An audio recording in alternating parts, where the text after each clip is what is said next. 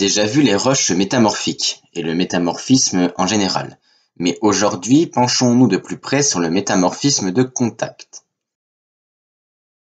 Une roche métamorphique se forme donc grâce à une autre roche existante, aussi bien une roche magmatique, sédimentaire ou même métamorphique.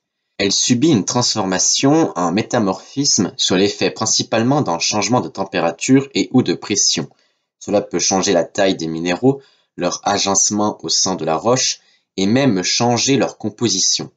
Des minéraux peuvent disparaître pour en faire apparaître d'autres.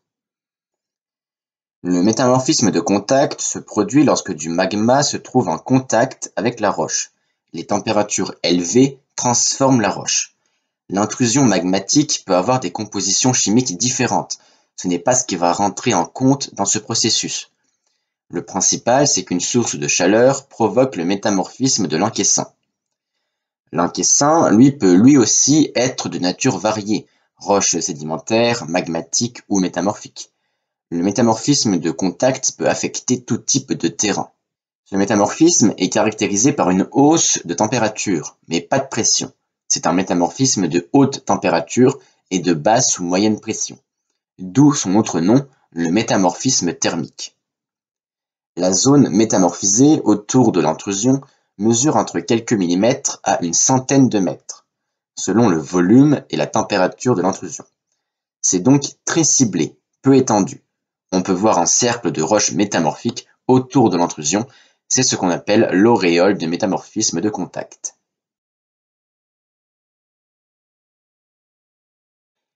Les roches de l'encaissant ne se métamorphisent pas tous en la même roche, cela dépend de sa proximité avec la source de chaleur. C'est en 1877 que le professeur allemand Harry Rosenbourg décrit pour la première fois le métamorphisme de contact, au Hauwald près d'Andlau en Alsace.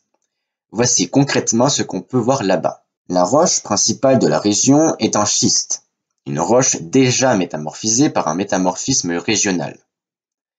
À cet endroit précis, c'est le schiste de Stege. Mais ne rentrons pas dans les détails, c'est un schiste. Si on avance vers l'ouest ou vers le nord, on continue à trouver ces schistes, mais avec des taches au départ anecdotiques, puis de plus en plus grosses et de plus en plus répandues. On nomme cette roche un schiste tacheté, roche qui caractérise le métamorphisme de contact. Si on continue à avancer, la roche change complètement d'aspect. On y observe une roche avec des minéraux plus ou moins identifiables, car leur taille est assez petite, mais grosse particularité, elle a un aspect tranchant, coupant. C'est une cornéenne.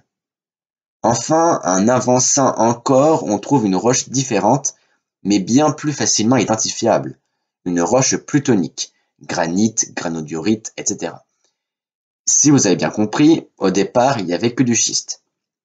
Puis une intrusion de magma a provoqué le métamorphisme de contact. Au contact proche, c'est de la cornéenne, au contact éloigné, du schiste tacheté. Enfin, le magma est devenu roche plutonique en cristallisant en profondeur. À retenir, le métamorphisme de contact affecte des roches subissant une grande variation thermique, due à l'arrivée d'une intrusion magmatique. Le terrain affecté peut être de toutes les natures. Une roche montre le métamorphisme de contact, c'est la cornéenne, qui possède un aspect tranchant. Tout autour de l'intrusion, on peut observer l'auréole du métamorphisme de contact. Merci pour le visionnage de cette vidéo, n'oubliez pas de l'aimer, de la partager et de t'abonner si ce n'est pas déjà fait. Mercredi prochain, nous verrons la cristallisation fractionnée.